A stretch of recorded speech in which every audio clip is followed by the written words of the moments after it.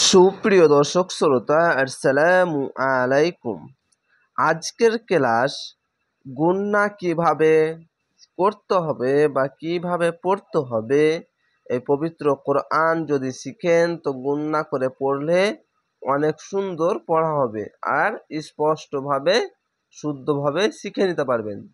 তো আজকে থেকে গুণনা কিভাবে করতে হবে, এখানে দেখেন 8টি গুণনা আছে, তার মধ্যে 7টি গুণনা অনেক গুরুত্বপূর্ণ বা শিখলে অনেক সহজে আপনারা পবিত্র কোরআন পড়তে পারবেন।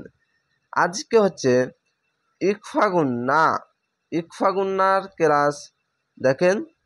তানবিন এর কায়দা 2, তানবিন বা নুন সাকিনের পরে ইকফার অক্ষর 15টি। দেখেন, তা, সা, জিম, দাল, জাল, জা, সিন, সিন, সদ, দদ, ত, জ, ফা, কফ এবং কাফ। এই 15টি হরফ মধ্য হতে কোনো একটি আসে। দেখেন, আসে এই 15টি হরফ একটি যেখানে আসে তাহলে তানবিন বা নুন সাকিনের আওয়াজকে নাকে তুলে 1 আলিফ পরিমাণ গুণনা পড়তে হবে। একে ইকফা এ হাকিকি বলে। এটা মনে রাখবেন। এখানে দেখেন, এই নুন সাকিন, এই দেখেন নুন সাকিন, তার পাশে তা এসেছে। এখানে দেখেন তা আছে, একটি হরফ এসেছে এখানে, তার জন্য হামজা নুন যাবার আং, তা, এই গুণনাটাই হবে। নুনকে নিয়ে হামজা নুন যাবার আং, তা। ইকফা গুণনা হচ্ছে বাংলা অনেস্কারের মতো এই নুনটিকে ধরতে হবে। এখানে বলেছে নুন সাকিন, এখানে নুন সাকিন আছে, তার পাশে একটি তা এসেছে, 15টি হরফের মধ্যে একটি তা এসেছে, তার জন্য আং, তা। এখানে দেখেন নুন সাকিনের পাশে ইকফা গুণনার জাল এসেছে।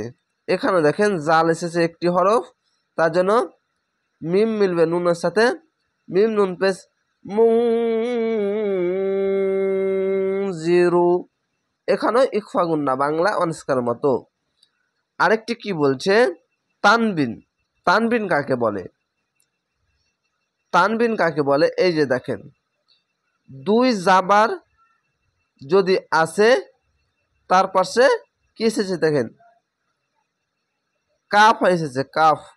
এখানে দেখেন কাফ আছে, আর 2 তানবিনের পাশে যদি কাফ আসে তাহলে মিম 2 জাবার, এখানে আলিফকে ধরতে পারেন, মিম আলিফ 2 জাবার মাং,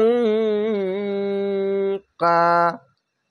এভাবে ইকফা গুণনা হবে। আপনারা এখানে বাংলা পড়া বুঝতে পেরেছেন কি পড়েননি?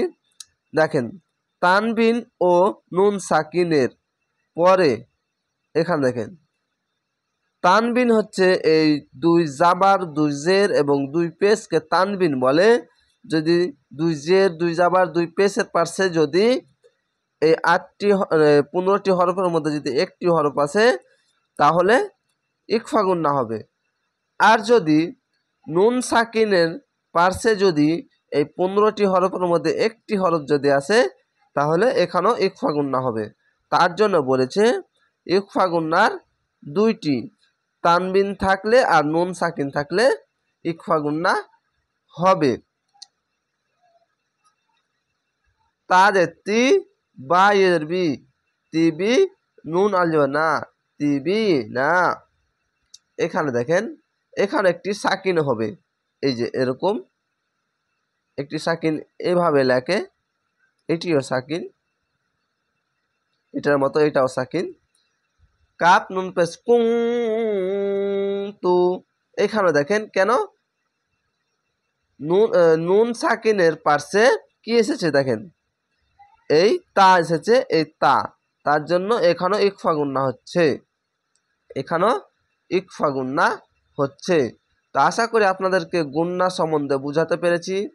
আজকের ক্লাস দেখেন, এখানে আমি লিখে দেখাচ্ছি।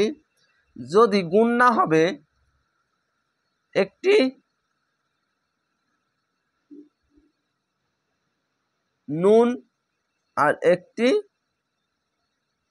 মিম,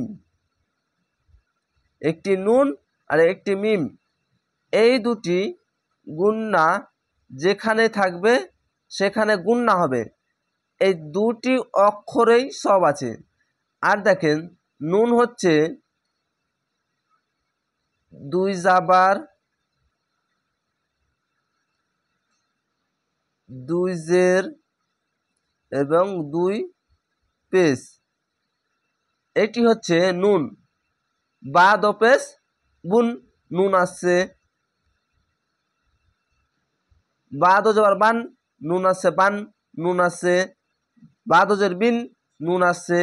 এই তানবিন হচ্ছে নুনের মতো কাজ করে। আশা করি আপনাদেরকে বোঝাতে পেরেছি। আর দেখেন, ইকফা গুণনা করবেন তাও এভাবেই করবেন। এইটি দেখেন, নুন, মিম এবং তানবিন, এই হরফ যেখানে থাকবে গুণনা হবে। যদি মিম মিম আর নুনে যদি এই এরকম যদি থাকে, এরকম তাসদিদ, তাহলে গুণনা অবশ্যই করতে হবে। এখানে শুধু আমি আপনাদেরকে এইটুকু বুঝালাম। পরবর্তী ক্লাসে দেখবেন 2 জাবার থাকলে পারে তার পাশেকার অক্ষরকে নিয়ে গুণনা হবে। যদি নুনের ওপরে আর মিমের ওপরে যদি তাসদিদ থাকে তাহলেও গুণনা হবে। আর সাকিন থাকবে একটি, এরকম সাকিন, কলকলার শব্দের উপরে সাকিন থাকবে। 1 2 3 4, 4টি শব্দ যেখানে থাকবে গুণনা হবে বেশিরভাগের ক্ষেত্রে। এটি কথা মনে রাখবেন। তারপরে আমি ক্লাসগুলো নিব, আপনারা স্পষ্টভাবে বুঝে নিতে পারবেন। অনেক বড় লম্বা ভিডিও হয়ে যাচ্ছে, তার জন্য আমি সহজে বুঝিয়ে দিলাম ইকফা গুণনার নিয়ম কি। দুটি কারণ, একটি নুন সাকিন আর একটি তানবিন।